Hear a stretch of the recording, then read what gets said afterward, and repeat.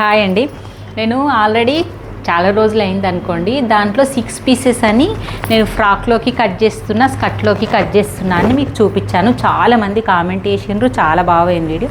6 pieces ఇక మనకు లోపల కుచ్చులు వేసిన తర్వాత కూడా మనకు కుచ్చులు వేస్తే ఇక్కడ పైన దానికి చూడండి, పైన కుచ్చులు వేసినాం కదా, ఇలా కుచ్చులు వేసిన ఇది మనకు సింగిల్ ఇలా వచ్చింది కాబట్టి 6 పీసెస్ తోటి ఫుల్ గేరా వస్తుంది. ఇగో ఫుల్ గేరా వస్తుంది, ప్లస్ పైన కుచ్చులది వస్తుంది. ఇలా రావడం వల్ల ఫ్రాక్ అనేది లేసినట్టు రాదు. చూడండి ఇలా అణిగినట్టు ఇలా బాగుంటుంది. చాలామంది అడిగినరు, స్టిచ్చింగ్ కూడా చూపించమన్నారు. నాకు అవైలబుల్ లేక నేను స్టిచ్చింగ్ చూపించలేను.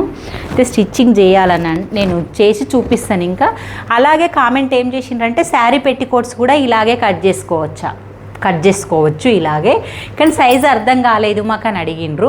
అది కూడా ఒక ఆమె కామెంట్ చేసింది. సైజు ఏం లేదు, నేను మీకు ఆల్రెడీ వీడియోలో కామెంట్ పెట్టిన. ఈ నడుము సైజు తీసుకొని దాన్ని 3 భాగాలు చేసుకోవాలి. ఆ 3 భాగాలని మనము తీసుకునేది ఇప్పుడు ఇది మీకు 24, 25 నడుము సైజు ఉందనుకోండి, దాన్ని ఫస్ట్ 2 భాగాలు చేసుకోవాలి. 12, 12, 24. ఆ 24ని 12 అంటే మధ్యలో డబుల్ ఫోల్డ్ చేస్తే 6 ఇంచులు, 6 ఇంచులు మళ్ళీ డబుల్ ఫోల్డ్ చేస్తే 3 ఇంచులు అలాగ అనుకోవాలి. ఇక్కడ 3 ఇంచులు, ఇక్కడ 3 ఇంచులు, ఇక్కడ 3 ఇంచులు. అంటే నార్మల్గా మన 6/3 వేసుకోవాలి.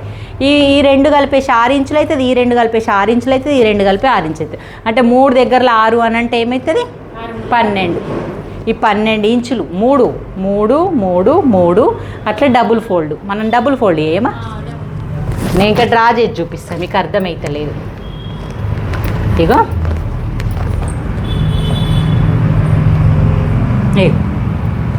ఇక్కడ 3, ఇక్కడ 6, ఇక్కడ 3, 12 కాదా ఇది ఇప్పుడు?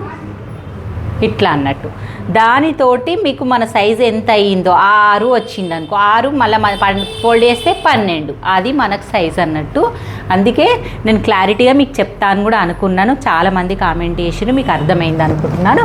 ఇలా అయితే ఫ్రాకులు కానీ స్కర్టులు కానీ ఏవి కుట్టుకున్నా ఇలా అయితే స్టిచ్ చేసుకోండి. ఓకే మరి బాయ్.